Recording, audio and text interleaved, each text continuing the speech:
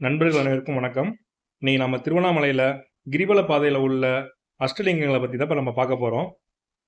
கிரிவல பாதை வந்து இந்திரலிங்கத்துல தொடங்கி ஈசானிய லிங்கம் வரைக்கும் மொத்தம் 14 கிலோமீட்டர் சுத்தி இருக்குது. இது மட்டும் இல்லாம கிரிவல பாதையில நிறைய கோயில்களும் மடங்களும் இருக்குது. முதல்ல நம்ம பார்க்க போறது இந்திரலிங்கம். இந்திரலிங்கம் அண்ணாமலையார் கோயிலுக்கு வெளியவே இருக்கு. இங்கிருந்து தான் கிரிவல பாதை தொடங்குது. இந்திரன் வழிபட்டதால இதற்கு இந்திரலிங்கம் என்று பெயர் வச்சுட்டு சொல்றாங்க. ஐராவத யானையின் மூலமா இந்திரன் நம்ம கேட்பதெல்லாம் கொடுப்பாருன்னு நம்புறாங்க. ரிஷபம் துலா ராசிக்காரர்கள் இங்க வந்து வழிபட்டா பலன் கிடைக்கும்னு சொல்றாங்க. அடுத்ததா நம்ம பார்க்க போறது அக்னி லிங்கம். இந்த லிங்கம் அக்னி குலத்தையொட்டி அமைஞ்சிருக்குது. ருத்ரமூர்த்திகள் 3 பேர் பல யுகங்களா கிரிவல பாதையில அங்க பிரதர்சனம் பண்ணியிருக்காங்க. அப்படி இந்த இடத்துக்கிட்ட வரும்பொழுது அவங்க உடல் திடீர்னு குளிர்ச்சி அடைஞ்சிருக்கு. அப்பதான் அந்த இடத்த தோண்டி பார்க்கும்பொழுது சுயம்பு லிங்கமா சிவபெருமான் காட்சி அளிச்சிருக்காரு. இந்த லிங்கத்தை வழிபடும் பொழுது நோய், பிணி, பயம் போன்றவை நீங்கும்னு நம்புறாங்க. அடுத்ததா நாம பார்க்க போறது யமலிங்கம். யமனும் சிவபெருமான தரிசனம் செய்யறதுக்காக கிரிவலம் வந்திருக்காரு. அப்ப அவர் கிரிவலம் முடிச்ச இடத்துல ஒரு தாமரைப்பூ ஒன்று பூத்திருக்கு.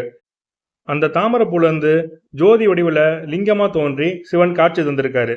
இந்த கோயிலில் நீங்க மனமுருகி வேண்டினா பொருளாதார கஷ்டமும் சகோதர உறவும் நீடிக்கணும்னு நம்புறாங்க. அடுத்ததா நம்ம பார்க்க போறது நிருதிலிங்கம். நிருதிலிங்கம் சோன தீர்த்த குளத்துக்கு பக்கத்துல இருக்கு. நிருதீஸ்வரர் ஹரியை கிரிவல பாதையில் தினமும் வலம் வந்து வழிபடுவதை வழக்கமாக கொண்டிருந்தார். அப்படி ஒரு நாள் கிரிவல பாதையில் வரும் பொழுது தென்மேற்கு திசையில் ஒரு குழந்தை அழுகுரல் கேட்டுள்ளது. அங்கே ஒரு பெண்ணின் சலங்கை ஒளியும் கேட்டுள்ளது. அங்கே சென்று பார்க்கும் பொழுது பிரதிரூப லிங்கமாக சிவன் தோன்றியுள்ளார். அதுதான் நிருதிலிங்கம். இங்கு வழிபட்டால் குழந்தை பாக்கியம் கிடைக்கும் என்று நம்புறாங்க. ஒவ்வொரு ராசிக்கும் ஒரு லிங்கம் இருக்குது. அந்த லிங்கம் என்னன்னு சொல்லிட்டு நீங்களே பாருங்க. இந்த கிரிவல பாதையில அஷ்டலிங்கங்கள் தவிர 2 லிங்கங்கள் இருக்குது. அது சூரியலிங்கமும் சந்திரலிங்கமும். அந்த சூரியலிங்க கோயில் இதுதான். அடுத்ததா நாம பார்க்க போறது வருணலிங்கம். நீருக்கு அதிபதியான வர்ண பகவான் அக்னி வடிவிலான அண்ணாமலையாரை கிரிவலம் வந்து வழிபட்டிருக்காரு. அப்படி வரும் பொழுது கிரிவல பாதையில ஒரு இடத்துல மட்டும் வானத்தோடு அளவுக்கு நீரூற்று வந்திருக்குது.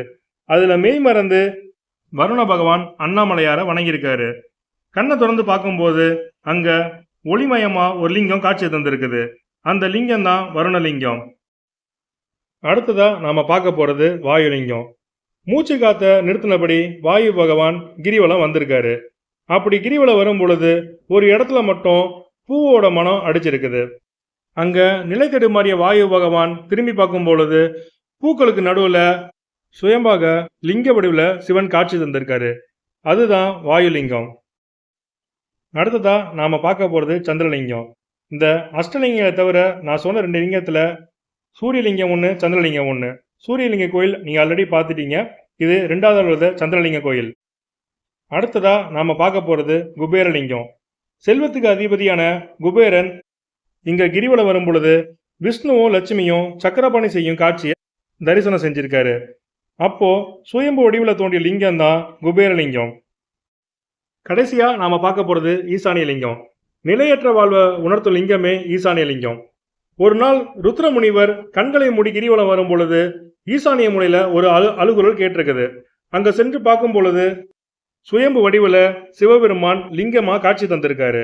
இந்த கிரிவல பாதையில கடைசி லிங்கம் தான் ஈசானிய லிங்கம்.